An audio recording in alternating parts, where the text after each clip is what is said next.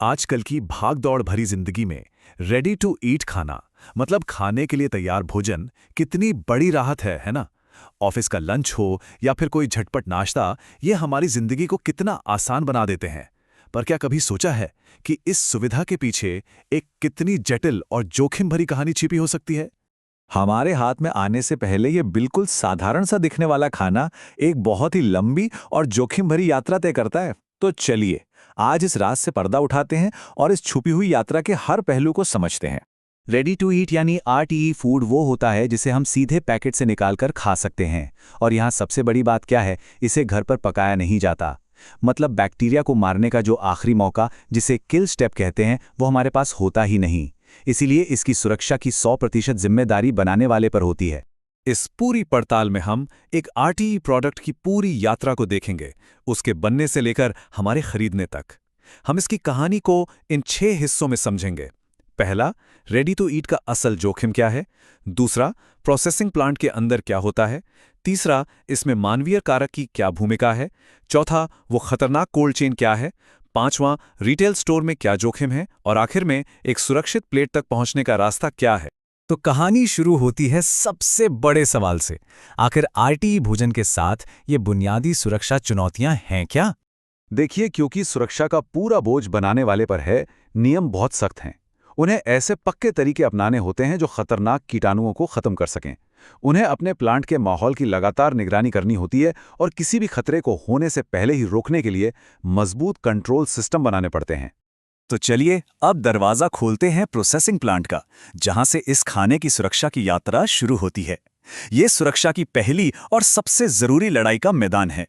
इस कहानी का एक मुख्य विलन है, एक बैक्टीरिया जिसका नाम है लिस्टेरिया मोनोसाइटोजीन्स। इसकी खासियत यह है कि ये ठंडे और नम माहौल में भी आराम से जिंदा रह सकता है और बढ़ सकता है, जो इसे आरटीई प्रोसेसिंग प्लांट के लिए एक बहुत बड़ा खतरा बना देता है।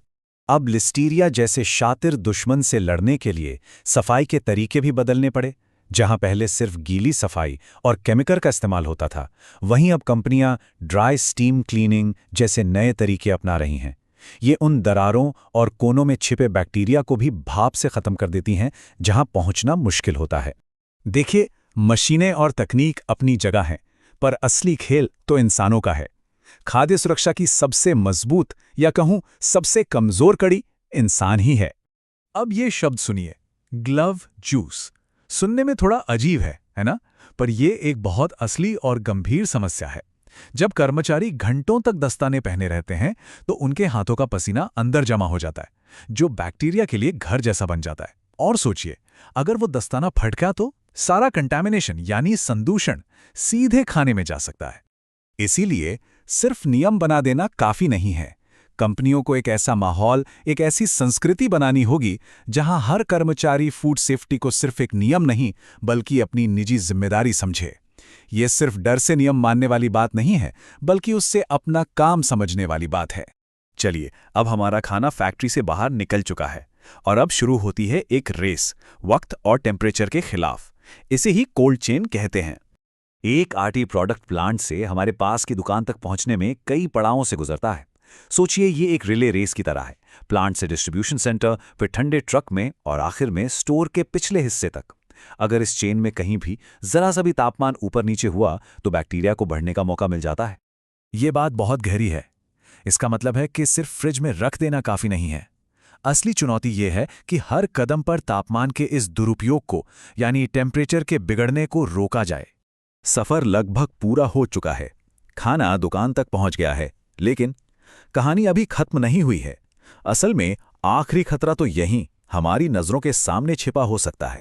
एक बिल्कुल सुरक्षित प्रोडक्ट भी दुकान में आकर असुरक्षित हो सकता है। हो सकता है स्टोर के कर्मचारी उसे ठीक से ना रखें, या डेली काउंटर पर एक ही चाकू से कई चीजें कट रही हो, या फिर डिस्प्ले फ्रिज का तापमान ही सही ना हो। ये सब आखिरी पड़ाव के जोखिम है। तो इन सब बातों का मतलब क्या है? मतलब सीधा सा है, खाने की सुरक्षा कोई एक काम नहीं है, ये एक पूरी चेन है, एक सतर्कता की श्रृंखला जहां हर कड़ी का मजबूत होना जरूरी है।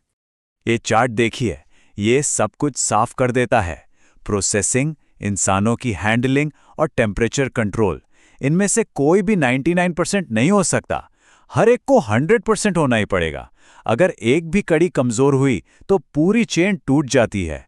और ये मत सोचिए कि ये सिर्फ पैकेट वाले सैंडविच या सलाद की बात है। नहीं, ये डेली मीट, कटे हुए फल जैसे खरबूजे और ना जाने कितने ही दूसरे प्रोडक्ट्स पर भी लागू होता है। ये एक बहुत बड़ी चुनौती है जो हमारे खाने की मेज़ पर मौजूद कई चीज़ों को प्रभावित करती है। तो अगली बार जब आप दुकान से कोई रेडी टू ईट चीज उठाएं, तो एक पल के लिए उस लंबी, छिपी हुई यात्रा के बारे में जरूर सोचिएगा। और ये हमें एक बड़े सवाल पर लाकर छोड़ देता है।